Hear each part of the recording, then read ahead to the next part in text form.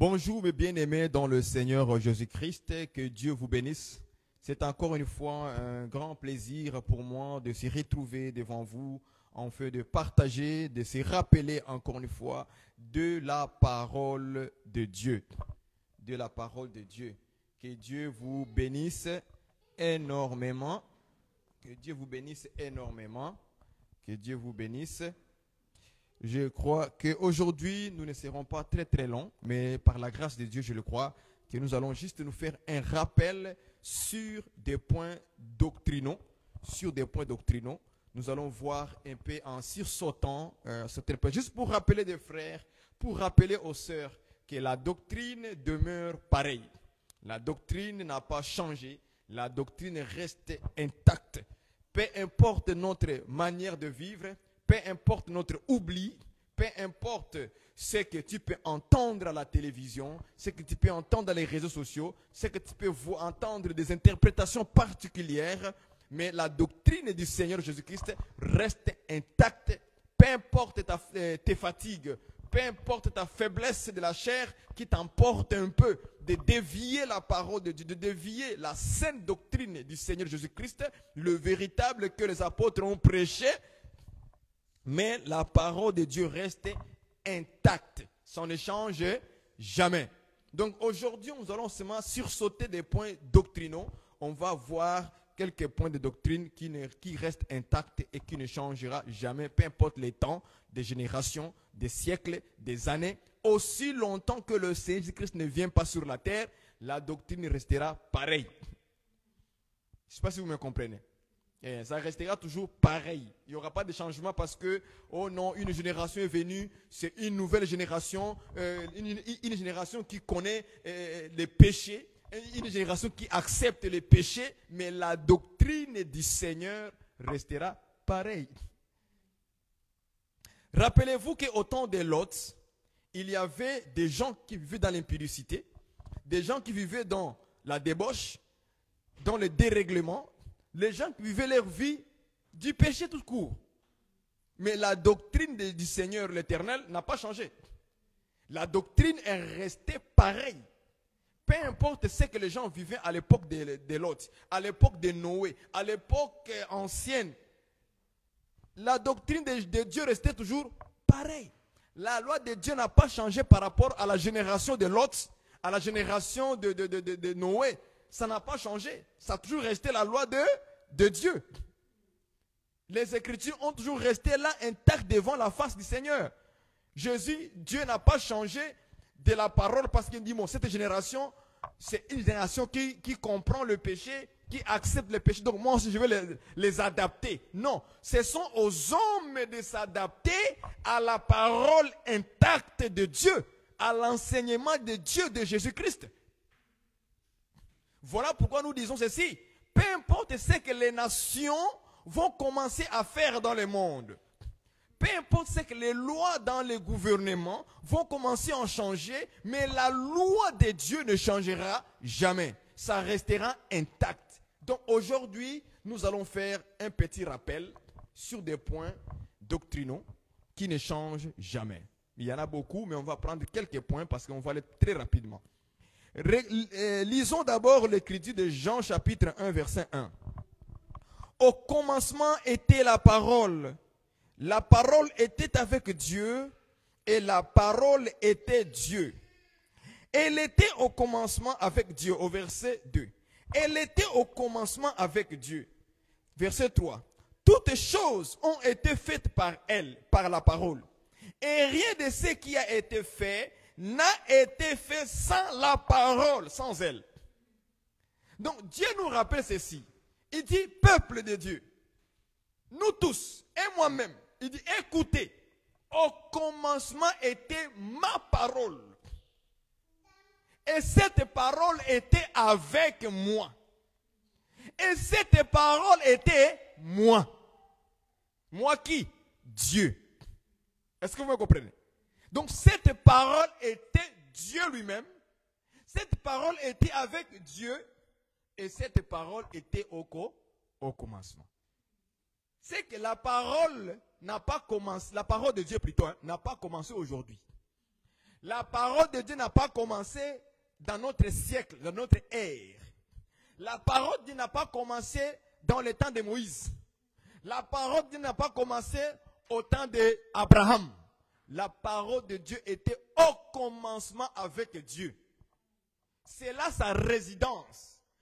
Quand vous cherchez la résidence, l'habitation, le lieu d'habitation de la parole, elle te dira, moi j'habite en Dieu, avec Dieu. Et en plus, elle va te dire, je le suis. C'est moi Dieu. Est-ce que vous comprenez ça? Moi j'étais avec Dieu, mais je suis Dieu. Oui, c'est ça, avec, il habite en lui. Mais en même temps, c'est moi. Est-ce que tu comprends? C'est ça la logique de Dieu. La logique de Dieu est un peu bizarre. Ça peut apparaître bizarre, non? La parole de Dieu était avec Dieu, donc en lui, mais c'était lui. C'est ça. La parole de Dieu était avec Dieu et la parole était. Tu vois? Donc j'étais en lui, mais c'est moi. Alléluia. C'est ça Jésus. Jésus était en Dieu, mais c'était lui-même Dieu. C'est pourquoi on dit que Dieu est indivisible. Vous ne pouvez pas diviser Dieu comme un être humain, non. Dieu est indivisible. Ça paraît être comme ces deux. Il était en lui. Mais après, lui-même dit, c'était moi. Donc cette même parole-là, c'est lui-même Dieu. C'est pourquoi quand il envoie sa parole, en réalité, il s'est envoyé lui-même.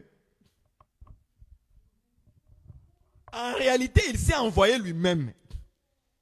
Donc aujourd'hui, nous allons faire ces rappels de commencement. Et selon cette écriture, si je le vois de manière praticable, comment on va pratiquer cette écriture, verset 1? Comment on va le pratiquer, nous les fils de Dieu?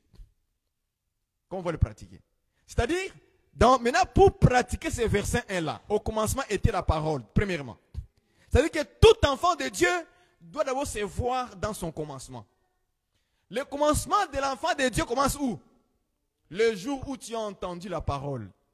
Tu as cru au Seigneur. Tu as abandonné les péchés, n'est-ce pas? Tout ça là, c'est ton commencement à toi. De ta propre vie. Tu as commencé maintenant à marcher avec Dieu. Parce qu'avant, tu ne le connaissais pas. Maintenant, quand tu as entendu la parole de Dieu, on a prêché. Ah, ça t'a touché dans le cœur. Non, je dois me convertir. Tu t'es converti. C'est là le commencement avec Dieu. Maintenant, tu commences. Maintenant, tu commences. C'est pour ça qu'on dit que tous ceux qui sont en Christ ont une nouvelle vie. Donc, ta nouvelle vie maintenant commence. Donc, tu deviens au commencement. Chaque enfant de Dieu a un commencement de la croyance, a un commencement de la conversion. C'est le jour où tu as cru à la parole de Dieu, t'as visité et tu as cru. C'est ton commencement là-bas. Et remarquez très bien, quand on a un commencement comme ça, on est fort. Quand on a un commencement comme ça, on est très vigoureux. On a des ailes. Quand on a un commencement avec le Seigneur, on est ferme dans la foi. Quand tu as le commencement avec le Seigneur au début, on est zélé. On est prêt même à rejeter, même les parents, même les amis. On les rejette tout. Tous les péchés, les boîtes de nuit, les amis qui t'influencent, tout est abandonné. Parce qu'on est encore au commencement, on sent quelque chose de fort. On le sent au plus profond de soi. Tu es prêt à tout abandonner pour Jésus-Christ, pour Dieu. Ça, c'est ton commencement. Mais regardez maintenant comment les malins font. Ils te laissent. Parce que tu es fort plus que lui. Tu es rempli du Saint-Esprit. Tu crois fermement à la parole. Le commencement est toujours merveilleux pour un enfant de Dieu. Pour tout converti. C'est toujours merveilleux. Rappelez-vous de votre commencement avec la parole de Dieu. Rappelez-vous, vous allez voir, qu'au commencement, c'était d'abord la parole. Cette parole était forte, comme on dit dans Hébreux 4, 12, que la parole a la capacité de séparer le mal et le bien dans l'homme. C'est le commencement ce jour-là. Quand on croit au Seigneur, on est fort, on gêne beaucoup, on prie beaucoup. C'est le commencement ça. Avec la parole, avec Jésus. Parce que Jésus c'est la parole. C'est le commencement avec Jésus. On est zélé. On est prêt à aller au village pour aller prêcher. Pour aller chanter des louanges, de l'adoration. On est prêt d'aller faire ces choses-là. Ça c'est le commencement. Mais une fois qu'on a duré des années dans la foi, on commence à s'affaiblir. On oublie le commencement, comment on était avant. On oublie tout ça. On commence à être habitué. Les gens commencent à arriver à... Il y a des gens, hein, lorsqu'ils ont cru au Seigneur, quand on dit l'église commence à 10 heures, j'ai fait des rappels doctrinaux de la vie des gens. Je fais que des rappels aujourd'hui. Quand l'église commence à 10 heures, à 8 heures, il est déjà là. Il est zélé tellement au Seigneur. Il a peur dans son cœur, au fond de lui. Il a peur d'arriver en retard. Il est habitué, des années passent. 2 ans, 3 ans, 4 ans, 5 ans. Après 8 ans, 10 ans, ça dépend de la personne. Son commencement commence maintenant à être oublié. Il commence à arriver à l'église à midi. Tout le monde a déjà commencé à 10 heures. On a déjà prié au début. Il y avait même les gens qui étaient dans le groupe des intercesseurs du matin. Il y avait des gens qui ont commencé à faire l'intercession à l'église avant que l'église se rassemble. Et à 9h30, à 9h, ils sont déjà là en train de prier pour préparer le culte. Il y en a des gens comme ça, zélés au Seigneur, avec les temps. Leur commencement avec Jésus, leur commencement avec la parole commence à être oublié. Ça, c'est le commencement de tout enfant de Dieu dans sa vie, le jour où il était zélé. Rappelle-toi, mon frère, c'est un rappel, hein. Je dis aujourd'hui, ce sont des rappels que je veux faire. Rappelle-toi ton commencement, frère. Ma soeur, il y avait des sœurs zélées. Les sœurs qui étaient capables à refuser qu'un homme puisse le courtoyer n'importe comment. À cause de la foi de Jésus qu'elle avait, elle était prête de rejeter tous les hommes. Aujourd'hui, ma sœur, je suis venu te rappeler ton commencement avec Jésus, avec la parole. Où es-tu maintenant aujourd'hui? Tu commences un peu à te laisser aller, parler avec des frères n'importe comment, parler avec des garçons n'importe comment. Même d'autres même sont arrivés même au point, on commence même à aller les toucher aux parties sensibles. Ils se laissent un peu aller. Parler légèrement avec une sœur. Un frère qui était zélé, qui ne voulait même pas être à côté d'une fille. Aujourd'hui, le frère commence un peu à se laisser aller. Et il commence à marcher avec les filles. Ce n'est même pas sa chérie, ce n'est même pas une fille qui veut se marier avec. Il se laisse un peu aller, commencer à courtoyer des sœurs, des femmes, à l'école. Mais frère, rappelle-toi de ton commencement avec la parole, avec Jésus. Au commencement, c'était la parole qui te dominait. Au commencement, c'était la parole qui t'envahissait. Au commencement, c'était Jésus qui prenait toute la place de ton cœur. Tu te sentais mal lorsqu'un péché te touchait. Tu sentais mal. Aujourd'hui, tu ne sens plus mal parce que tu es rentré dedans. Tu as oublié ton commencement avec la parole, avec Dieu, avec Jésus. Rappelle-toi ces choses-là, frère. Ma soeur, rappelons-nous un peu. Sommes-nous encore zélés dans le Seigneur? Est-ce qu'au commencement, notre commencement est encore en nous? Est-ce que nous sommes encore envahis par la parole, par le Saint-Esprit, par Jésus-Christ? Est-ce qu'on est dans cet enthousiasme-là encore avec Jésus? Cette joie qui était dans nos cœurs tout le temps de louer le Seigneur, de chanter, de faire ceci pour le Seigneur. Est-ce que c'est encore là ton commencement? Au commencement était la parole. Toi aussi tu as un commencement avec la parole. Ton début. On va parler en français. Ton début avec Dieu. Ton début avec la parole. C'est le jour où tu t'es converti. Tu étais beaucoup zélé. Mais tu as oublié les ailes. Tu as oublié cet enthousiasme. Tu as oublié cette joie qui envahissait ton cœur pour Dieu, pour Jésus, pour la parole. Comme tu étais avec elle au commencement. Cette parole-là qui t'envahissait tout le temps. Quand les gens te disaient des choses bizarres, tu les répondais par la parole. Tu les disais aujourd'hui, les gens te parlent des choses du monde bizarres, mais toi tu les réponds aussi comme eux bizarrement. Tu as oublié ton commencement, comment tu étais zélé. Pour la parole. Quand tu avais les amis à l'école, à l'université, au cégep, je ne sais pas moi, au collège, à l'école secondaire, tu leur répondais pour dire non, moi la parole de Dieu refuse ça. Tu les répondais par la parole. Aujourd'hui, tu commences à alléger pour ressembler à cette génération perverse, une génération perdue, qui vit dans le péché, qui accepte le péché facilement. Rappelle-toi de ton commencement aussi avec la parole. Au commencement était ça. Le début de toi avec la parole, tu étais comment? Regarde-toi dans ton cœur. Examine ces choses et tu verras que les œuvres que tu commences à manifester contredisent la parole. Contredisent la parole. Est-ce que vous voyez ça? Donc chaque enfant de Dieu aussi a un commencement avec la parole. Et souvent, je dis même souvent, quand on vient au Seigneur, il y a toujours cette joie immense qui nous envahit. Il y a toujours cette manière de vivre qui envahit notre cœur et qu'on veut être différent des autres. Automatiquement, c'est automatique, hein, ce n'est pas forcé. C'est automatique par le Saint-Esprit. Quand vous voyez quelqu'un qui croit au Seigneur et il est vraiment zélé selon le Seigneur, vous allez voir qu'il fera ça de manière naturelle, sans forcer, et cela viendrait de son propre cœur. Quand quelqu'un va commencer à balayer l'église, hein, l'endroit où les gens vont aller prier, il est là les matins, sans être poussé par les pasteurs, parce qu'il est zélé pour ça. Mais avec le temps, il commence à prendre ça à la légère. Le lieu où lui, il avait l'habitude de balayer, il ne balaye plus. Les gens viennent, les poussières sont là, les saletés sont là. Mais on dit, ma sœur, qu'est-ce qui se passe? Non, son commencement a commencé à être oublié. Son commencement, il a commencé à oublier. Satan a commencé à lui mettre autre chose dans son cœur. C'est pour ça qu'il faut se rappeler de notre commencement, les jours où nous sommes convertis, où on était zélés. On était zélés à aller prêcher les gens. On était zélés à aller annoncer la parole aux gens. On était zélés à aller prier avec les gens, prier pour les malades. On était zélés pour ça. Avec le temps, notre commencement commence à être affaibli.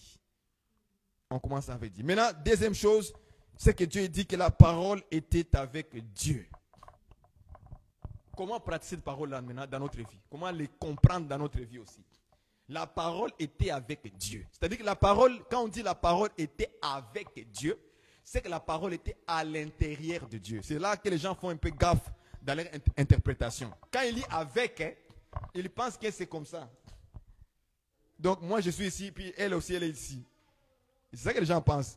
C'est tous les gens qui ont la doctrine de la distinction, de séparation. Tu vois?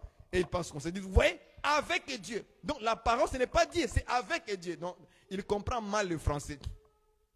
Ça, c'est un langage de Dieu.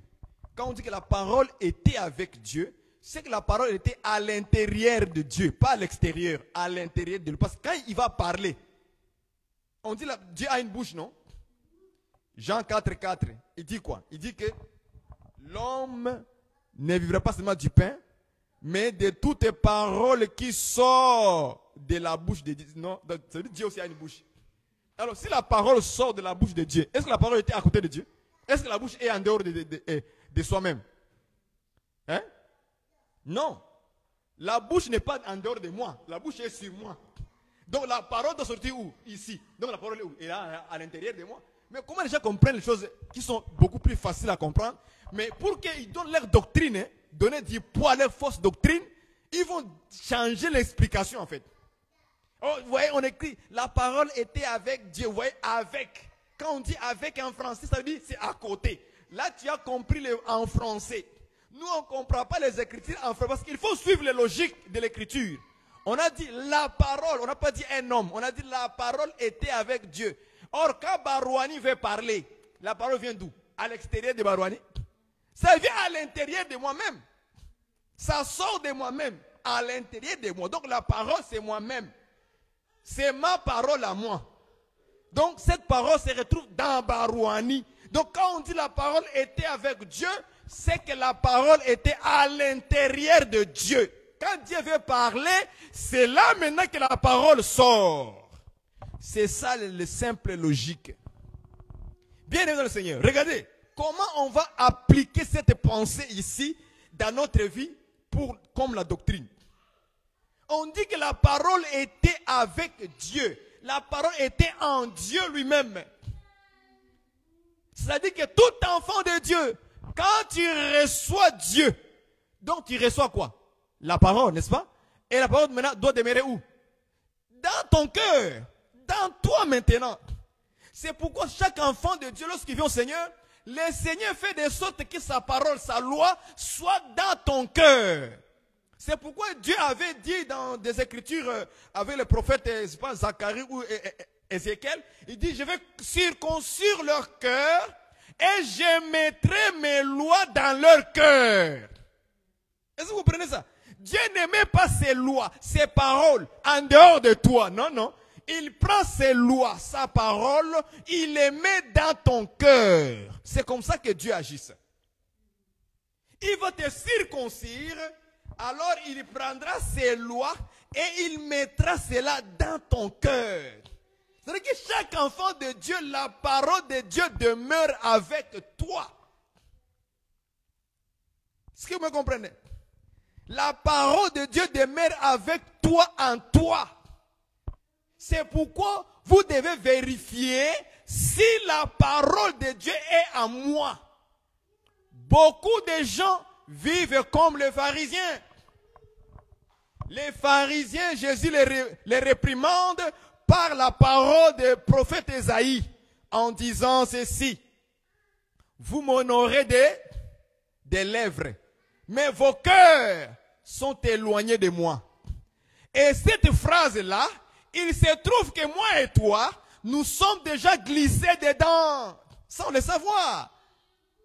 Il s'aspecte que nous sommes déjà glissés dans, on honore Dieu par les lèvres. Beaucoup de gens, la parole de Dieu est sur leurs lèvres comme des musiciens du monde. Comme les païens, comme les gens qui ne croient pas en Jésus. Ils ont des paroles sur les lèvres. Aujourd'hui, les païens sont capables à nous instruire avec des versets bibliques. Mais est-ce que la parole demeure dans leur cœur? Non, non. Ils honorent Dieu par les lèvres, mais le cœur sont éloignés.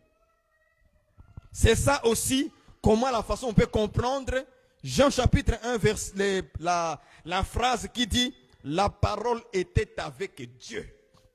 Il était en Dieu. Et nous aussi, lorsqu'on reçoit Dieu, on reçoit la parole, on reçoit Jésus-Christ, la parole devient dans notre cœur.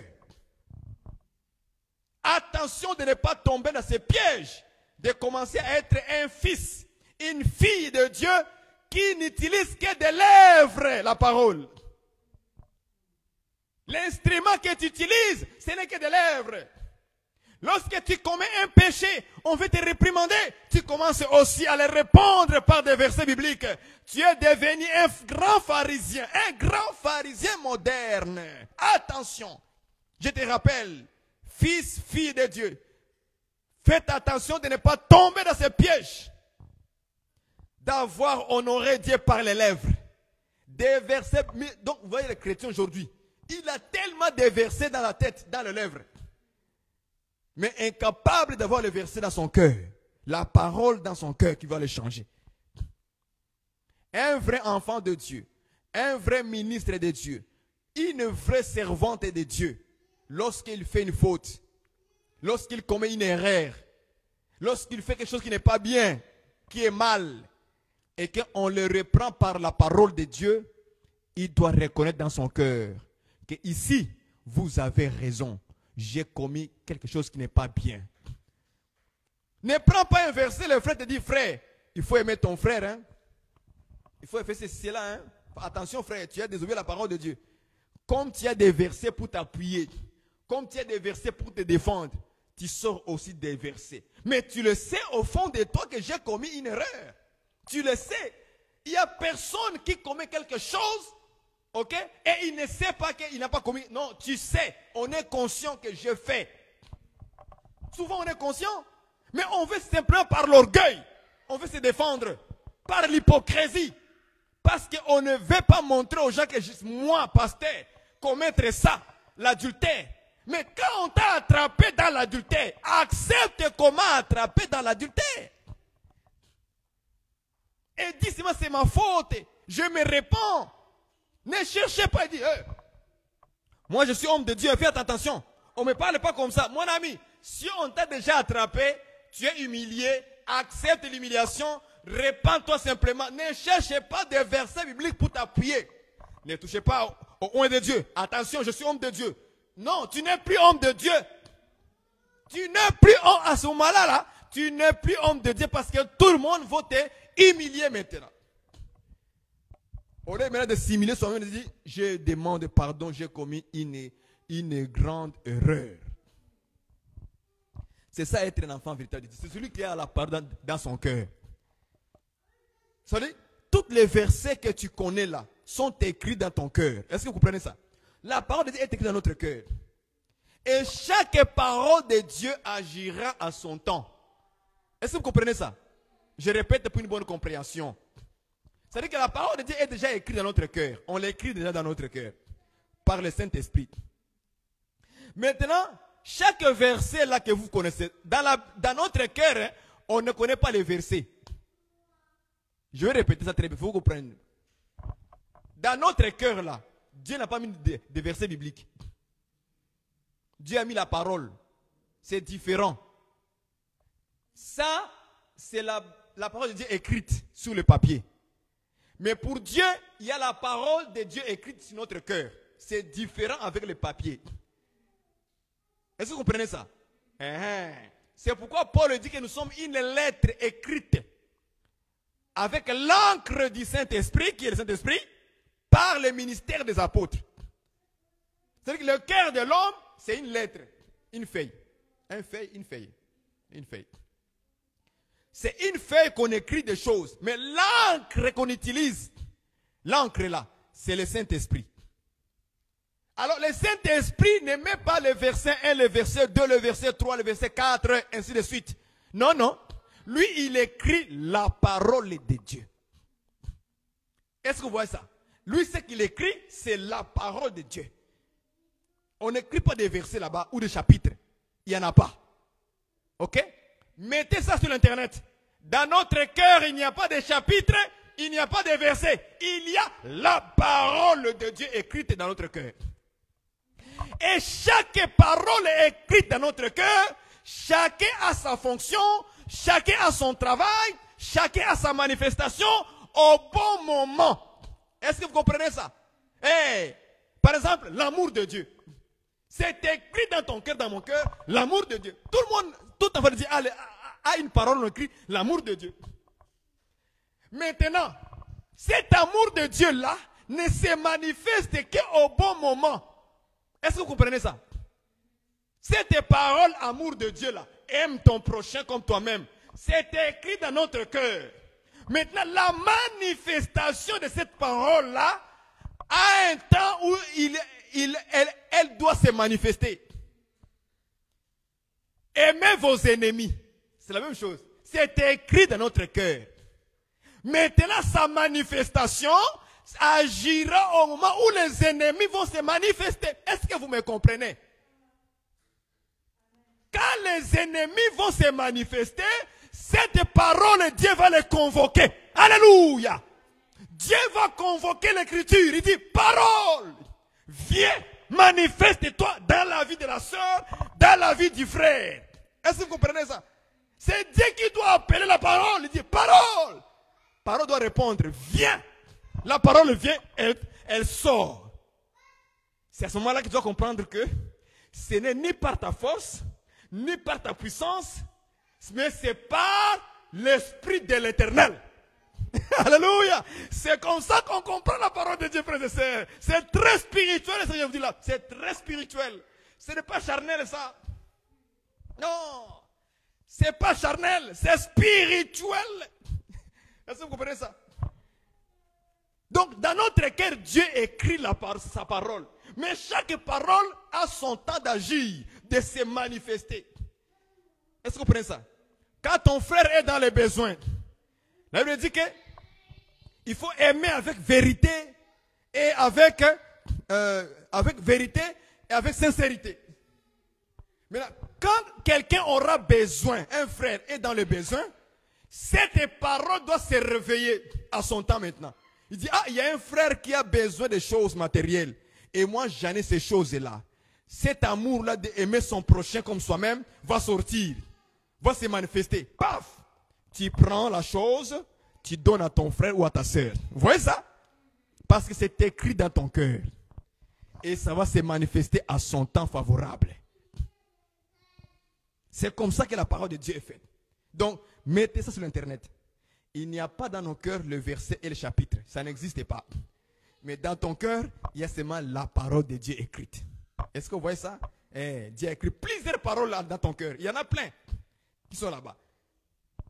Maintenant, comment cela arrive que toi tu résistes à la parole que Dieu a écrite? Quand ça va sortir, en plus on le sent à l'intérieur, on le sent que je dois agir. Ah, ici je dois faire ceci. Ah, ici je dois répondre avec la sagesse. Donc la parole de sagesse va sortir. En tout cas, si c'est pour donner une réponse à quelqu'un par la parole, Dieu va réveiller une parole de sagesse qui est déjà écrite dans ton cœur. Ça va se manifester, sortir et donner une réponse claire à la personne. Et il y aura la paix. Aujourd'hui, pourquoi nous avons des guerres? Parce que tout simplement aussi, on ne laisse pas la parole de sagesse qui sort de la bouche du frère ou de la personne d'une sœur. Quand elle sort, on ne le croit pas et ça crée des contradictions. Regardez dans la Bible. Les apôtres, Jacques, Céphas, Jean et tous les autres à l'époque, ils avaient des problèmes de doctrine. Est-ce que vous voyez ça? Parce qu'on avait prêché les païens et les païens là-bas, ils mangeaient encore les animaux étouffés avec du sang. Maintenant, on a rapporté la nouvelle chez les apôtres. On dit, les païens qui croient au Seigneur là, et ils continuent à manger les animaux étouffés. Or, la loi de Moïse interdit cela. Et en plus, il commet l'impudicité. Les apôtres ont commencé à réfléchir. Qu'est-ce qu'on va dire maintenant aux païens? Comment on va les instruire? Il y a eu combien de débats, tout ça. Maintenant, regarde comment Dieu est merveilleux. J'aime la parole. Jacques va s'élever au milieu de ses frères. Jacques va sortir une parole de sagesse par le Saint-Esprit. Vous comprenez ça? Et tout le monde est resté bouche bée. Tout le monde. Tout le monde est resté bouche bée. Et Jacques va dire, mes frères, qu'on ne mette pas sur nos frères païens, donc les gens des nations, des charges lourdes qui ne peuvent pas supporter, que nos pères à nous n'ont pas supporté. Mais, interdisons-les simplement de manger les animaux étouffés et de faire les impudicités, de s'éloigner de ces choses-là. Vous voyez ça? Ça, c'est la parole du Saint-Esprit que Dieu a mis dans le cœur de Jacques. Et aucun frère ne s'est levé pour contredire la parole de Jacques. Personne n'a osé faire ça. Aujourd'hui, là nous sommes là. Aujourd'hui. Même si un frère, un ministre, est conduit par le Saint-Esprit, il sort une parole de sagesse avec le Saint-Esprit. Les débats vont commencer. Les débats des versets vont commencer. Les versets écrits vont commencer à sortir. Oh, à l'époque là, de Jacques, tout ça, Actes des apôtres n'était pas là. Éphésiens n'était pas là.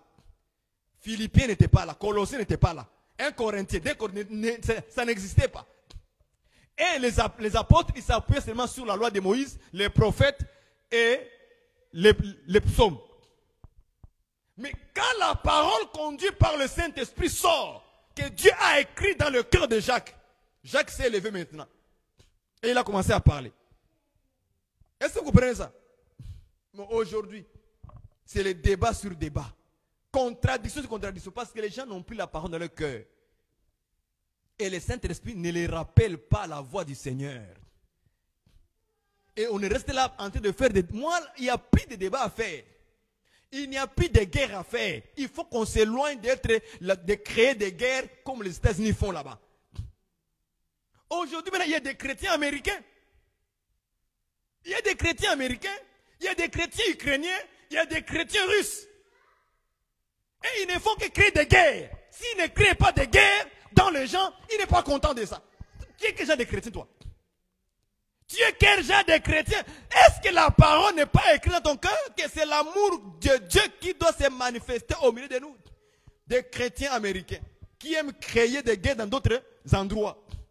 S'il n'a pas créé des guerres dans d'autres endroits, il n'est pas content. Il ne peut pas bien dormir. Pour lui, pour dominer les gens, il faut créer des guerres dans d'autres églises. Il faut créer des guerres dans la vie des gens. Là, il se voit puissant, il se voit fort. Tu n'es qu'un chrétien américain spirituel. Tu n'es qu'un chrétien américain spirituel qui aime créer des guerres dans des pays. Là, il domine, il se sent bien. Là, il peut voler les richesses. chrétien américain, répands-toi. Je te rappelle les choses du commencement. Chaque enfant de Dieu a un commencement avec Dieu, avec la parole. Chaque enfant de Dieu doit avoir la parole dans son cœur, pas dans les lèvres. Pas ici, là-bas, là-bas, ici. C'est un rappel ça, là-bas.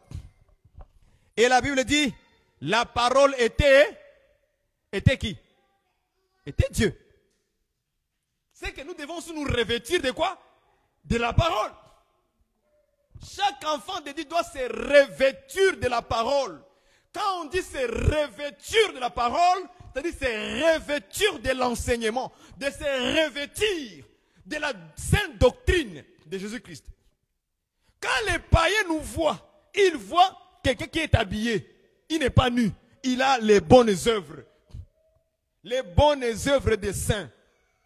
J'ai dit les bonnes œuvres des saints. C'est écrit comme ça dans Apocalypse là-bas. Elle me dit qu'on les a donnés des félins et purs. Et les félins, c'est les bonnes œuvres des saints.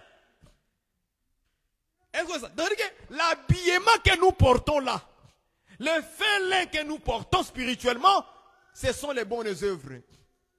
Un habit qu'aucune autre personne ne peut porter, si ce n'est que les saints tout seuls. C'est-à-dire que quand on dit saint, église des saints, assemblée des saints, ce n'est pas par rapport à un nom quelconque. Ce n'est pas une domination. Dénomination. Hein? Ce n'est pas une dénomination. Non, non, non. Quand on dit les saints, nous sommes les saints, c'est par rapport aussi aux bonnes œuvres, aux félins purs que nous portons. Si tu n'as pas les bonnes œuvres des saints, tu ne peux pas être appelé saint. Je suis désolé de te dire. Donc fais l'effort aujourd'hui. Fais l'effort de porter les bonnes œuvres des saints. Et on va t'appeler une sainte femme, un saint frère. Toi, tu ne fais aucun effort de vivre dans la sainteté. Tu ne cherches pas la face de Dieu pour vivre dans la pureté. Tu ne cherches pas Dieu, la parole, pour te revêtir de la... D'ailleurs, il est écrit, revêtez-vous du Seigneur. Est-ce que vous voyez ça? C'est écrit comme ça dans Romains 13, je pense. Revêtez-vous du Seigneur. Rejetez tout ce qui est mal, tout ce qui est horrible. Rejetez ça, mais vous, revêtez. Le Seigneur, là, c'est ça les bonnes œuvres des saints. Parce que c'est tout un habit. La parole était Dieu. Pas elle était devenue, non, elle était Dieu. Voilà ce que je voulais dire. La parole doit nous revêtir maintenant, nous. Parce que Dieu est en nous, mais nous devons aussi devenir cet aspect-là. C'est pourquoi on dit que nous sommes la lumière. Dieu est la lumière. Nous aussi, nous sommes la lumière. On est devenus par rapport à Dieu, à la parole. Quand Dieu est dans ton cœur, ce n'est pas seulement dans le cœur. Même l'extérieur aussi doit être reflété la parole qui est dans ton cœur. C'est pourquoi Jésus-Christ a dit aux pharisiens, purifiez purement l'intérieur et l'extérieur de la coupe sera pur, sera net. Pourquoi il avait dit ça? Il avait dit ça par rapport à la parole qui est dans ton cœur. Parce que quand la parole touche ton cœur, la manifestation, les bonnes œuvres vont changer. Les œuvres vont changer. Si tu avais les œuvres mauvaises dans ton cœur, à l'extérieur, sortira maintenant des bonnes œuvres à cause de la parole qui est écrite dans ton cœur. Les sœurs ont oublié la parole. Nous allons vous rappeler la parole. 1 Timothée. Chapitre 2, verset 9. On va rappeler la parole maintenant. Si cela touche ton cœur, c'est bien qu'on t'a lu ça plusieurs fois. On t'a lu ça plusieurs fois. Mais tu n'as pas compris. On va encore te rappeler cette parole. Beaucoup de sœurs commencent à se diriger vers l'enfer, tout seul. Mais comme on dit dans la Bible, la femme est faible, n'est-ce pas? La femme est faible. Donc, beaucoup de sœurs que je commence à voir maintenant sur Internet, dans l'Instagram, sur les réseaux sociaux, ont commencé à oublier la parole qu'ils ont crue au commencement. Lorsqu'ils ont entendu la sainte doctrine,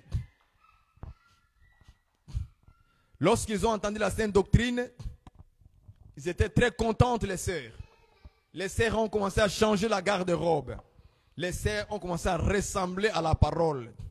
Avec le temps, à cause de l'influence des amis, à cause de l'influence des collègues à l'école, à cause de l'influence du monde même des ténèbres, qui les pousse et ils commencent à les inculquer dans leurs pensées. Pourquoi ne pas devenir comme tel? Pourquoi ne pas être comme tel? Regarde, mais elle est belle, non? Mais elle porte les mini-jupes, la cuisse est à l'extérieur. Est-ce que c'est mauvais? Vous voyez ça? Regarde celle qui travaille là, elle est directrice. Mais regarde comment elle est habillée. Mais elle a un poste très élevé. Ça lui fait quoi? Elle gagne son argent. Voilà, tel travaille dans le restaurant. Mais regarde comment elle est. Mais elle gagne plus. Ça lui fait quoi? Et les sœurs ont commencé à avoir des pensées impures, qui ont commencé à traverser leur esprit, au point où on commence à voir beaucoup de sœurs commencent à oublier cette parole. Nous lisons la parole, 1 Timothée 2, verset 9. Que la femme, verset 9 plutôt, pas 11. Je veux aussi que les femmes vêtues d'une manière décente, avec pudeur et modestie, ne séparent ni de tresses, ni d'or, ni de perles, ni d'habits somptueux. Mais, verset 10, qu'elles séparent des bonnes, chapitre 1 Timothée, chapitre 2, verset 9 à 10. Mais qu'elles séparent des bonnes œuvres comme il convient à des femmes. Écoutez la phrase qui suit. Comme il convient à des femmes qui font profession de servir Dieu. Vous avez vu ça à la fin? Vous avez vu la dernière phrase? Ils font profession. Ça fait quoi? Yakumtumukia Mungu. Ça veut dire qu'une femme qui fait la profession de servir Dieu, une femme qui dit que moi j'ai pris le Seigneur Jésus, une femme qui dit que moi je jeûne, je suis intercesseuse de Dieu pour le peuple, elle doit faire une profession de démontrer comment elle sert le Seigneur. Sinon, tu n'es qu'un jézabéliste. En fait, tu t'aimes toi-même. Tu ne peux pas échapper à ces versets ici. Tu ne peux pas échapper à ça. Ça, ce sont les ministres qui sont venus avant nous, avant notre génération ici. C'est déjà passé des siècles. Depuis que Paul est mort, jusqu'à aujourd'hui. Ça fait combien de temps? Des siècles. Est-ce que vous comprenez ça? Aux yeux des hommes, ça fait longtemps. Mais l'écriture est têtue. C'est toujours resté comme ça. Les pasteurs viennent, ils contredisent l'écriture. L'écriture est toujours là. Est-ce que vous voyez ça? Ils viennent, les ministres, Satan va soulever des hommes de Dieu dans le monde. L'écriture est toujours là. Têtu. Je dis que la parole ne change jamais. Et ça ne changera jamais. Est-ce que vous voyez ça? Beaucoup d'hommes de Dieu peuvent interpréter comme ils veulent. Par rapport à cette écriture ici. 1 Timothée 2, verset 9 à 10. Il peut donner toute interprétation, mais l'écriture est toujours là. Têtu. Parole de Dieu est toujours là, ça ne change pas. Mais Dieu va écrire cette parole-là dans le cœur de ses enfants. Il va écrire Timothée, il va écrire, je veux que la femme soit vêtue d'une manière décente, avec pudeur et modestie. Ne sépare pas de ça, ni de ça, ni de ça. Voilà. Il va l'écrire ça comme ça. Ma fille, si tu veux faire profession de me servir, comme dans ton cœur, j'ai changé ton cœur des choses mauvaises là. Tout ce qui est mauvais sur toi maintenant là, doit aussi changer. C'était une sœur impudique qui aimait trop les choses courtes comme ça. Aujourd'hui, il y a même des femmes qui sortent dehors ici au Canada avec soutien. Elles se promènent dans la route. Si tu étais une sœur dans le monde comme ça, Jésus dit non. Maintenant, je vais te déshabiller de cette manière de vivre. Et je vais maintenant prendre l'écriture, je vais mettre dans ton cœur. Quand Dieu met ça dans le cœur, l'intérieur est purifié, l'extérieur aussi devient pur. Et demain, vous verrez que la sœur ne portera plus, ne commencera plus à marcher dans la route avec le soutien-gorge. Tout ça est nu. Vous ne verrez plus la sœur porter un habit ou ici, jusque là. Toutes ces bases ici sont ouvertes. Et elle monte maintenant les seins en haut pour que les gens voient comment ça va gonfler en haut. Il y a les serres comme ça, non? Elles font par exprès. Elles font ça par exprès pour attirer les hommes. Elle fait monter les seins en haut, elle les écrase vraiment, elle écrase les seins pour les faire sortir ici en haut comme ça. Comme ça les gens vont le voir. Et tout le temps, elle est comme ça tout le temps. Elle veut arranger. Mais elle fait ça exprès pour faire ça. Mais quand tu viens au Seigneur, le Seigneur doit d'abord te déshabiller cette manière de vivre pour te dire que non, tous tes habits doivent couvrir jusqu'à la gorge. Pourquoi nous les hommes, on n'a pas de problème de bien s'habiller comme ça? Toujours la femme, pourquoi? Nos sœurs doivent réfléchir 1000 fois par rapport à ça. Mais pourquoi les hommes, ils sont bien habillés et non pas nous les femmes? Et là, et tout ça là, c'est le problème de la parole qui n'est pas dans votre cœur. Les sœurs, ils vont au mariage, ils vont aller coudre un habit. Ça se limite ici, les modèles. Ma sœur, toi tu n'es plus dans les modèles. Non, non, tu n'es plus dans la mode. Non. Il faut oublier ça. Il faut oublier quand tu viens au Seigneur, oublie la mode du monde. Voilà les mots. Tu peux avoir ta propre mode. Tu peux créer ton propre style comme tu veux. Mais la mode du monde, il faut oublier ça. Où les gens portent seulement blouse qui se limite ici. Ici. Tout ça, tous les dos, toutes les parties, les épaules sont ouvertes. Quand elle fait monter la main comme ça, les aisselles. C'est bizarre. Et vous n'êtes pas gêné. Vous n'êtes pas gêné avec ça. La parole restera, ma sœur, tu refuses ou tu acceptes, la parole restera la parole. Ça ne changera jamais. C'est comme ça avec Dieu. Même si les générations viennent, une génération perverse, une génération impure, une génération mauvaise, une génération qui ne connaît pas Dieu, même si elle vient après nous, la Bible restera là intacte. La parole de Dieu ne changera jamais. Je vais rappeler ça 1000 fois. Non, c'est à toi de changer. Écoutez ma soeur, attends.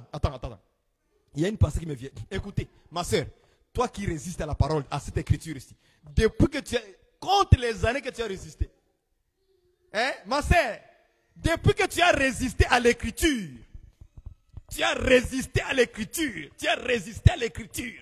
est-ce que ça a changé? Non, moi je ne crois pas que c'est comme ça que l'apôtre Paul voulait dire. Depuis que tu as résisté là, est-ce que l'écriture a changé? Donc ta résistance, ça ne change absolument rien du tout. C'est à toi de changer et de te conformer à la parole. Et ça ne te dit rien. Mon frère, toi qui aimes les pantalons serrés comme ça te prend. Il y a des frères, elle veut aussi montrer aussi les fesses. Un frère qui veut commencer à marcher comme ça. Elle commence à marcher comme ça. Parce que le pantalon lui serre tellement les fesses, elle commence à marcher comme ça. Maintenant comme ça. C'est quoi ça? Ça, c'est l'abomination, la désolation. Non. Nous aussi, on doit se conformer. Même les hommes doivent se conformer à la parole. Depuis que le frère, depuis que tu résistes à la parole, tu penses que s'habiller les pantalons serrés comme ça, tu penses que ça c'est normal. C'est plus normal. Ce n'est plus humain ça. C'est la désolation. C'est la destruction de ton âme. Rappelle-toi de la parole. Ça, depuis que tu résistes là, tu ne veux pas pratiquer. Ça ne change absolument rien du tout. C'est à toi de se conformer tout simplement. Et je vais ajouter, on dit, ne sépare ni de détresse, ni d'or, ni de perles, ni d'habits somptueux. Depuis que tu résistes avec les bijoux, est-ce que l'écriture a changé? Ça n'a pas changé. Les pasteurs sont venus interpréter de leur manière. Les docteurs ont interprété. Tout le monde a interprété. Mais l'écriture est têtue. Elle est là. J'aime ça, moi. Depuis que les gens se battent avec ça, là, ils se contredisent. L'autre, il montre que non, ce n'était pas l'or, ce n'était pas les perles. Depuis que tu contredis, ça a changé quelque chose? Rien. C'est toujours là. C'est à toi, ma soeur. Mon frère, je parle aux frères qui ont des bijoux ici, qui chantent pour Dieu, soi-disant pour chanter pour Dieu. Des frères qui font des tresses pour chanter pour Dieu. Je vous dis, la parole est têtue. Depuis que tu résistes, d'enlever ça là, les tresses. Un homme qui fait des tresses. Un homme qui fait des tresses. Un homme, hein, il fait des tresses. Aujourd'hui, maintenant, nous avons des prophètes qui ont des, comment on appelle ça? Des looks, des looks, hein? Des locks. Les hommes pasteurs, prophètes là-bas à Kinshasa, en Belgique, mais il y a des locks, des Américains, il y a des locks. Et on dit la l'onction. Il délivre les gens. Tac, tac, tac, tac, tac, tac, il fait des miracles. Les gens vont dire, ouais, c'est un homme de Dieu. Mais dans sa tête, il n'y a pas la doctrine. L'écriture dit que l'homme ne doit pas avoir les cheveux longs. C'est la femme qui doit voir ça. C'est pour donner pour la gloire de la femme. Mais il y a des gens qui aiment interpréter tout. Ils vont, non, ici, est-ce qu'un blanc qui a les cheveux longs, est-ce que c'est interprétez comme vous voulez. L'écriture reste. Je prends 1 Corinthiens. Allons-y, 1 Corinthiens 11. Je vous rappelle toujours, je suis dans les rappels aujourd'hui. L'écriture restera l'écriture. Ça ne changera jamais. On prend le verset 14 au verset 16. 1 Corinthiens 11. Le verset 1 Corinthiens 11. Le verset 14 au verset 16. Je le lis au nom du Seigneur Jésus-Christ. La nature elle-même ne vous enseigne-t-elle pas que c'est une honte pour l'homme de porter de longs cheveux, mais que c'est une gloire pour la femme d'en porter, parce que la chevelure lui a été donnée comme une voile, comme en guise de voile, en guise de parure, ce qui brille, ce qui est comme l'or. Cette écriture est là, non? Mais regardez les interprétations des hommes de Dieu quand ils aiment interpréter et bafouler la parole. Ils n'aiment pas pratiquer la parole. Ils disent non, non, non, non. Ce n'est pas, ce n'est pas une honte pour l'homme de porter de longs cheveux. Ce n'est pas une honte. Mais la parole dit que c'est une honte pour l'homme de porter de longs cheveux. Est-ce que vous comprenez ça? C'est écrit. C'est déjà là. Mais ils vont se défendre pour ne pas pratiquer parce que ce n'est pas écrit dans leur cœur. Tout simplement. Donc ce sont des faux chrétiens, des faux serviteurs, des faux prophètes, des faux pasteurs, des faux docteurs. Tous ces gens-là, ce sont des faux. Ils sont dans les classements de faux. Parce qu'un fils de Dieu, lorsqu'il se trouve devant un verset comme ça, il se met tout de suite à genoux. Parce que la parole, si elle est écrite dans ton cœur, ça doit agir dans ton cœur pour dire l'extérieur est mal. L'extérieur n'est pas bon selon par rapport à... Donc il faut que tu sois conforme à la parole qui est déjà écrite. Il faut que toi tu te conformes à elle. Et non, ce n'est pas elle qui doit s'adapter à toi. Non, non. C'est toi qui dois s'adapter à elle. Tu comprends ça? Donc quand tu t'adaptes à elle, donc tu l'as pratiqué. Qu'est-ce qui reste? C'est d'enlever, c'est looks. De les enlever, tout simplement. Et de couper tes cheveux normal. Pour ne pas être dans cette contredire cette écriture, il faut que tu coupes tes cheveux longs. Que ce soit un Chinois, que ce soit un Africain, que ce soit un Européen, que ce soit, je ne sais pas, un Américain. S'il a seulement les cheveux longs, on va les classer, il contredit l'écriture, la parole. Et ça, c'est une écriture qu'on a écrite il y a des années. Nous on est venus après. Mais c'est toujours là intact. Et on les prêche dans le monde entier comme ça. On ne va pas la bafouer parce que c'est la doctrine, ça reste intact. Nous prenons le verset 13 d'abord. Verset 13. Jugez en vous-même, est-il convenable qu'une femme prie Dieu sans être voilée? C'est une question. Mais les pasteurs vont contredire la parole de Dieu. Ils vont contredire ce que les apôtres ont écrit. Et ça, c'est la base de la foi, de la vie chrétienne. Parce que la prière, c'est une chose de tous les jours. C'est parler à Dieu, faire les demandes à Dieu. Et là, on nous dit dans le verset 4, on y va au verset 5. Toute femme, au contraire, qui prie ou qui prophétise, la tête non voilée, déshonore son chef. C'est comme si elle était rasée. Les pasteurs vont vous dire, cette parole que l'apôtre Paul a écrite, il a écrit ça à l'époque. Maintenant, si cette parole concerne à l'époque, prenons toutes les paroles que Paul a écrites à l'époque, ramenons tous à l'époque et fabriquons de nouvelles paroles à nous-mêmes ici maintenant. Est-ce que vous comprenez ça? Si tout le temps on aura des interprétations ou des arguments, c'était à l'époque, c'était à l'époque. Quand Paul a écrit ça, c'est à l'époque. Quand Paul a écrit ça, c'est par son propre chef. Maintenant, prenons toutes les lettres que l'apôtre Paul a écrites, parce qu'il les a écrites à l'époque, parce qu'il les a écrites par son propre chef. Mettons-le tout à côté. Créons de nouvelles paroles maintenant que toi, le pasteur, tu vas maintenant nous donner. Et nous aussi, on va dire, ça, c'est ton propre chef que tu l'as écrit toi aussi. Maintenant, toi, tu vas dire que non, moi, je l'ai écrit sous l'inspiration. Hein? Mais Paul aussi dira aussi, moi, je l'ai écrit sous l'inspiration du Saint-Esprit. Ça revient au même. Est-ce que vous comprenez ça? Lui aussi, il va se défendre. Que moi aussi, j'étais inspiré par le Saint-Esprit. Comme toi aussi. Est-ce que vous comprenez ça? Donc, tu dois seulement être conforme à ça. Ce qui est déjà écrit avant toi. Toi, tu es venu après. Tu dois suivre les aînés, les pères dans la foi, les apôtres. Tu dois les suivre, ma soeur. Depuis que tu résistes à ne pas mettre le voile, est-ce que la parole sur le voile a changé? Il y a beaucoup de pasteurs aujourd'hui maintenant qui commencent à prier avec les chapeaux. En tout cas, si c'est un mouvement diabolique, si c'est un mouvement, le pasteur, hein, il est devant les gens, mais avec un chapeau. Pendant le culte, il est dans le culte, chapeau. Je me dis, est-ce que c'est le diable qui veut contredire la parole de Dieu qui les pousse comme ça? Ou c'est quoi alors?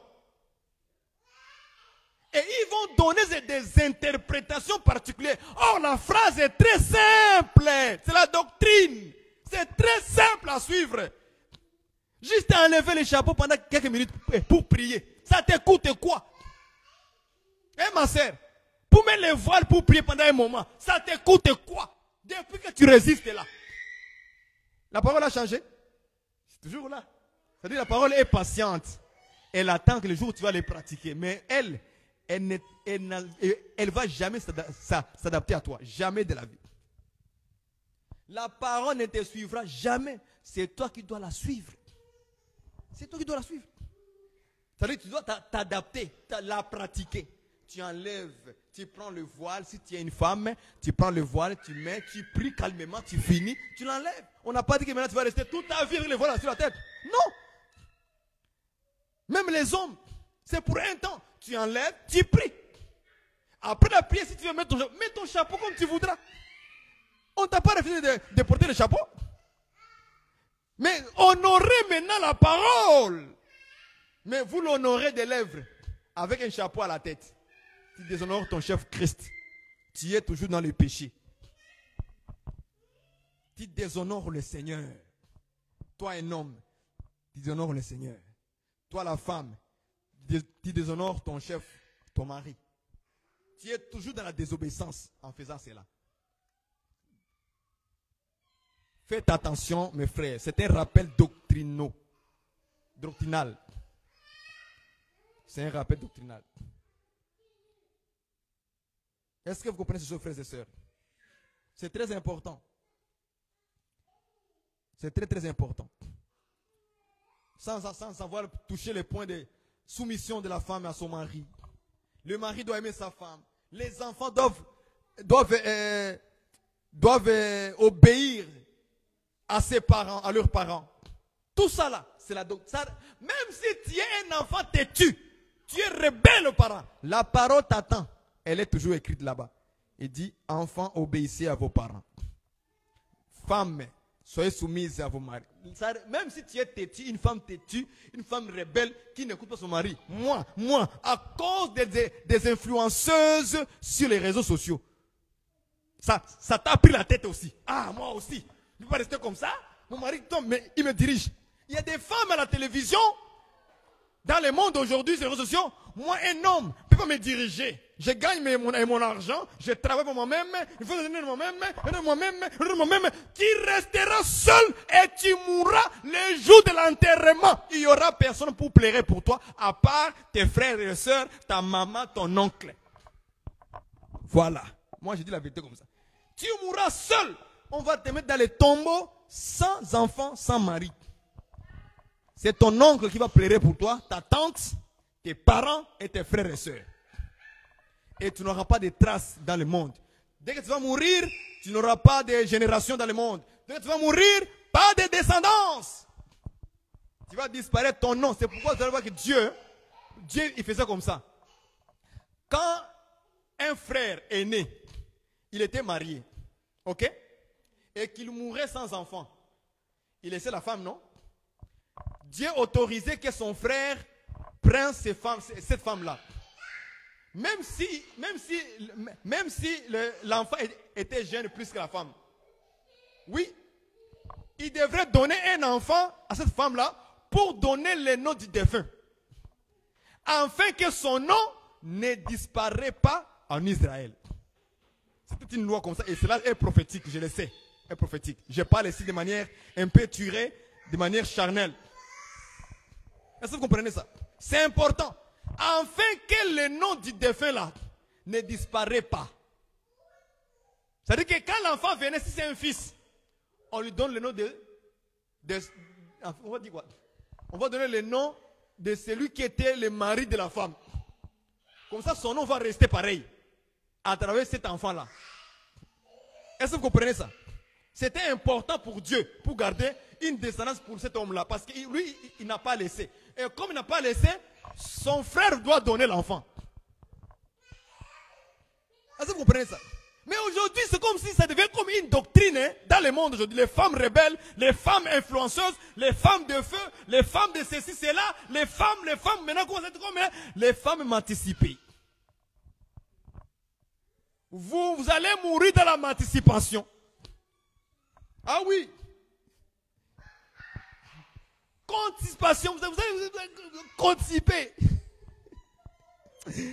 Que Dieu ait pitié de vous, les femmes influenceuses, les femmes capables, les femmes de feu. Vous allez mourir pauvres, seuls, sans descendance, sans trace, sans même un nom laissé. Ça, c'est la fille de quelqu'un. Ça, c'est le fils de quelqu'un. Vous allez mourir comme ça, ben c'est fini pour vous. Votre histoire est finie. Votre histoire sera finie par là. Parce que le diable vous a incité. Il vous a poussé de vouloir vous montrer que vous êtes maintenant capable. C'est contraire à la génération passée de nos parents, de nos grands-parents, de nos grands-grands-grands-parents. Les femmes étaient toujours soumises. Ils ne faisaient jamais la guerre avec les hommes. Jamais. Les femmes étaient à leur place, les hommes à leur place. Aujourd'hui, les femmes, à cause des réseaux sociaux et la mondialisation et l'émancipation de la femme, elles trouvent qu'elle est capable. Commencent même à refuser d'être avec un homme. C'est pour ça que vous allez voir que la plupart des femmes influenceuses n'ont pas de mari à la maison pour les diriger, pour les guider. Or, la femme, dans sa qualité de femme, elle a besoin d'une autorité. La femme, dans la qualité de la femme, elle a besoin d'un homme à tes côtés. Même si tu es milliardaire, même si tu es millionnaire, elle doit toujours avoir un homme à côté, comme sa protection, comme celui qui peut la défendre, comme celui qui peut donner des idées, comme celui qui peut la soutenir, parce qu'elle restera toujours faible selon les Écritures. C'est pas moi qui ai dit ça, hein? C'est l'apôtre Pierre. Et nous croyons à ça, c'est la doctrine, que la femme est faible. Même si elle est milliardaire, même si elle est influenceuse, elle est faible. C'est l'Écriture. Veut ou veut pas. C'est la parole de Dieu. C'est comme ça, frère, ma soeur. Toi, tu es orgueilleuse parce que tu veux suivre l'influenceuse du Côte d'Ivoire, l'influenceuse du Congo. Ces rebelles-là que tu vas suivre, les rebelles à Dieu, ils se rebellent à la parole et toi, tu veux les suivre. Et à la maison, tu commences à créer le feu. À la maison. Parce que tu es capable maintenant aujourd'hui. Hein, la sœur? Tu es capable, sois soumise à ton mari. Toi et ton mari, vous êtes devenus un. Selon la chair. Vous êtes devenus un selon la chair. Vous devez partager les mêmes idées. La même vision. Même les maris aussi. Il doit aimer sa femme. Parce que vous deux, selon Dieu, selon la chair, vous êtes devenus une personne. Donc, partagez vos idées, votre vision, votre projet, vos plans, vos ceci, vos enfants pour les préparer dans leur vie. Il faut que vous soyez unis ensemble. Ce n'est pas vos parents qui viendront arranger votre vision. Ce n'est pas les parents du garçon ou de la femme qui viendront arranger vos projets, vos beaux-frères, vos belles-sœurs. Non, ils ne viendront pas construire votre foyer. Le foyer est construit par deux personnes. Les autres là, qui sont en dehors, les grands-parents, les belles-sœurs, les beaux-frères, les oncles, les tantes, les ceci, cela, Et il vient pour vous conseiller simplement. Pour vous aider à dire ici, non, il faut faire ça comme ça. C'est bien. Voilà, ici, non, voilà, c'est tout ce qu'il veut faire. Mais la maison, la famille est construite par deux personnes. C'est vous deux. Si vous deux, vous êtes brisés, la maison est brisée. Si vous êtes forts, la maison sera forte. Les enfants seront bien. Mais si les deux parents se divisent, et les enfants vont se diviser en arrière de vous. Parce que les piliers des enfants, c'est les parents. Voilà pourquoi il n'y a que deux piliers. Vous avez un pilier au Canada, un pilier à gauche et un pilier à droite. Et là, les enfants vont aller où? Les enfants vont aller où? Quand un pilier est à gauche, l'autre est à droite. Parce qu'à cause de l'Europe, à cause de l'argent qu'on donne là-bas par le gouvernement de l'Europe, à cause de l'argent qu'on vous donne, l'argent ne peut pas venir vous diviser, ma soeur, mon frère, en Jésus-Christ. Rejette cette pensée diabolique des rebelles. Rejette ça. Ça, c'est la doctrine. Reviens à la doctrine, ma soeur, mon frère. Toi, frère, à cause de l'argent de l'Europe qu'on donne aux enfants là-bas au gouvernement, en Amérique, à cause de ça, tu es devenu très rude, très mauvais à la maison avec ta femme. Parce que je suis l'homme. Non, non, non, non, je suis l'homme. C'est moi qui dois prendre l'argent. C'est toi qui dois diriger l'argent des enfants. C'est moi qui est l'homme ici. Non, mon frère, ça c'est de l'orgueil. Dieu n'a pas dit qu'il faut être orgueilleux parce que tu es un homme, parce que tu es chef de la femme. Ce n'est pas ce que Dieu a dit. Est-ce que tu comprends, mon frère? Dieu n'a pas dit ça comme ça. Dieu a dit simplement, tu es chef de la femme. Tu dois l'aimer. Et quand on aime une femme, selon Dieu, quand c'est écrit dans le cœur là, quand tu aimes une femme, une jolie femme, une femme selon toi, une belle femme selon toi, parce que chacun aime ce qu'il aime, voilà. Nous tous on n'a pas le même goût. Il faut souligner ça aussi. Donc tu aimes ce que tu aimes là. Quand on aime ça, on ne cache pas les secrets de ton projet. On ne cache pas les plans que tu as. On ne cache pas la vision que tu as. Non, non, non. On dit tout. Est-ce que vous comprenez ça? Tu as une vision, tu as un projet, tu as une idée, tu es dit. Tu les fais asseoir. C'est pas ça, non? C'est ça. Tu le fais asseoir, tu lui dis, voilà, j'ai un projet de création de ceci, cela. Moi, je vais aller au village, acheter un terrain, commencer à faire les champs. Ah, ok, c'est un bon projet. Okay, on va investir ensemble. On investit ensemble. C'est ça. On investit ensemble. Et là, Dieu sera content de voir. Voilà une famille chrétienne. Voilà une famille chrétienne. Voilà un couple qui mérite mon honneur. Voilà un couple qui mérite ma gloire. Parce qu'ils sont tout le temps dans l'unité. Tout le temps, il n'y a pas de secret entre les deux. Tout le temps. Même la femme, si tu as des projets à construire, les femmes qui sont en Europe là, si tu as le besoin de construire une maison pour ton père au village, dis-le à ton mari. Chérie, oui, voilà, je voulais construire à papa une maison au village. La maison dans laquelle ils sont, ce n'est plus en bon état.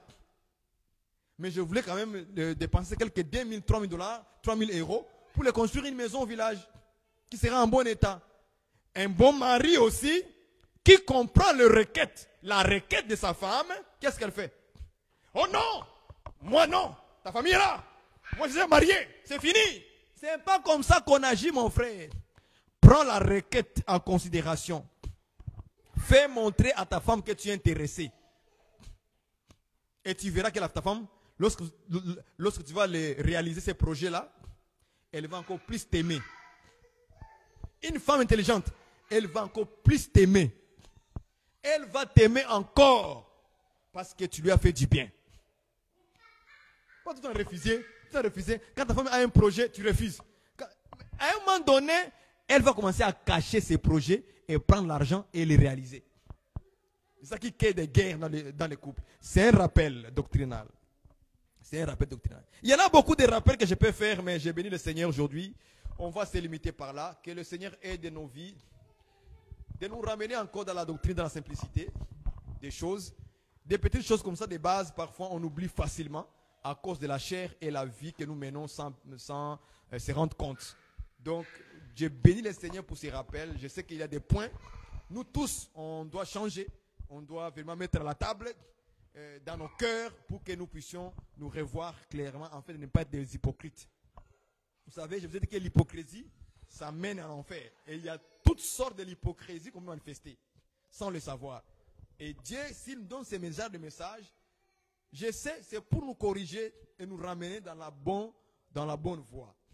C'est important que vous revoyez chacun de vous, là vous êtes dans le monde entier, les frères et sœurs. Revoyez vos vies, revoyez nos vies, nous aussi au Canada, on revoit nos vies. On examine, comme on l'a dit, examinez vous-même si vous êtes encore dans la bonne foi. Que Dieu vous bénisse, qu'il vous rende encore une fois cette exhortation multiple, qu'il vous rappelle encore des choses basiques, des choses faciles à comprendre, qui sont très simples parfois dans la Bible, mais on essaie de les rendre très difficiles parce qu'on ne veut pas le pratiquer. Et vérifiez aussi si la parole de Dieu est écrite dans votre cœur. Parce qu'une fois que c'est écrit dans le cœur, l'extérieur aussi. Rappelez-vous, l'extérieur aussi suit ce qui est dans mon cœur. Je sais que beaucoup ont commencé à oublier la parole. Les commencements, les jours où ils se sont convertis, ils étaient très zélés. Ils avaient une vie de prière, une vie de jeûne, une vie donc ils étaient vraiment avoués à Jésus-Christ à la parole. Mais avec le temps, ils commencent à s'affaiblir et à suivre le monde, à suivre les gens, les païens qui ne croient pas au Seigneur. Rappelez-vous de votre commencement. Rappelez-vous avec la parole que vous avez reçue.